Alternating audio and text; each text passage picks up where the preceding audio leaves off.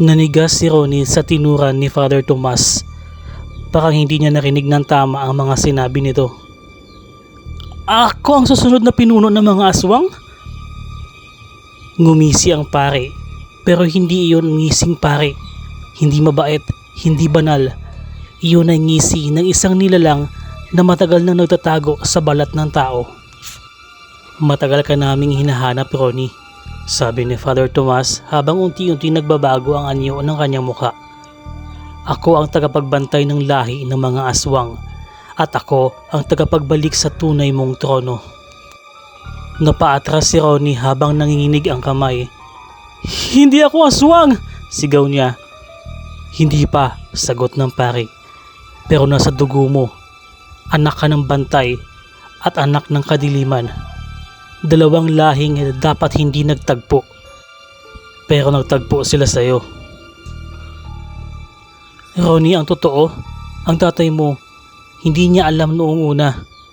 Nadala siya ng pagmamahal. At noong nalaman niyang isa kang natatangi, ginawa niya ang lahat para itago ka. Umalulong ang mga aswang sa labas, parang sinang-ayunan ang sinabi ng pare. At ngayon, nakikita nila ang liwanag sa dugo mo. Ang kapangyarihang kayang magbigay buhay at magpahina sa kanila, kaya kanila gusto.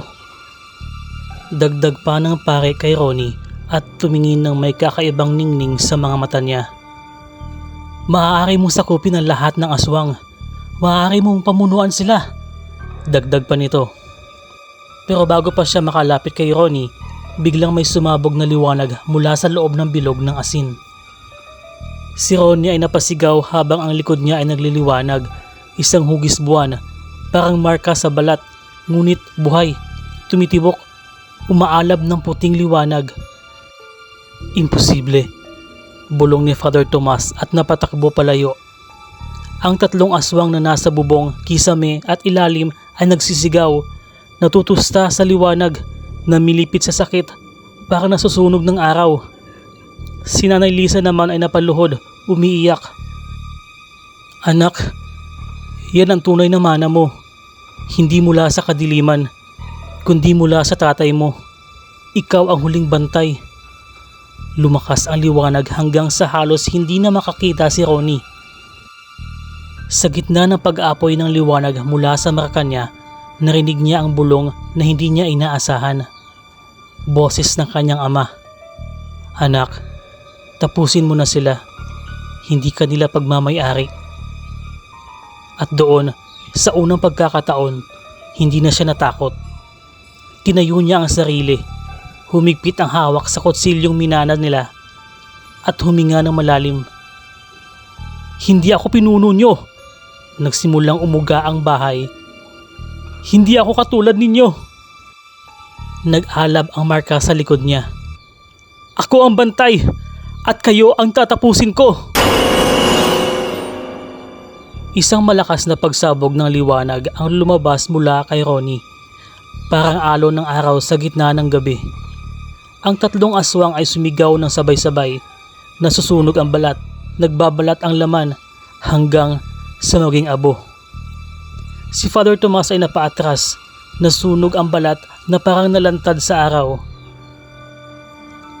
Hindi ka dapat magising, saad ni Father Tomas na halos hindi na tao ang boses nito.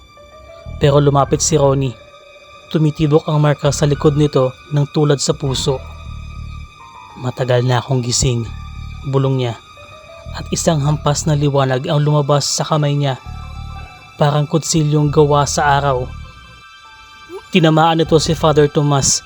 Nagsisigaw ang pari habang unti-unti nadudurog ang katawan, nagbabaga hanggang sa tuluyang maging abo. Napaluhod si Ronnie, hinihingal at pagod, nanginginig.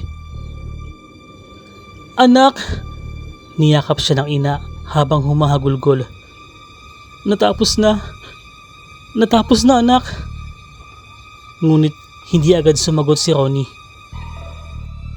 Tahimik siya nakatingin sa labas ng bahay, sa gubat kung saan nagmula ang mga aswang. Doon, sa malayo, may narinig siyang mahinang alulong. Hindi galit, hindi gutom, kundi takot. Takot sa kanya. Tumingala si Ronnie, huminga ng malalim at nagsabi, "Ma, hindi pa tapos. Naramdaman ko sila.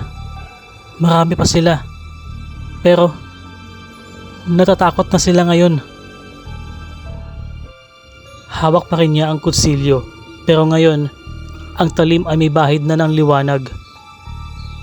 "Hindi ako pinuno nila," sabi niya. "Pero ako ang magiging bantay nila." Tumayo siya at bumaling sa gubat. "At sisiguraduhin kong walang nilalang na muling maninira ng tao." Niyakap siya ng hangin ng gabi. Hindi na siya ang dating takot na binata. Siya na ang huling bantay. Anak ng liwanag, anak ng dilim, at tagapagtanggol ng San Sebastian.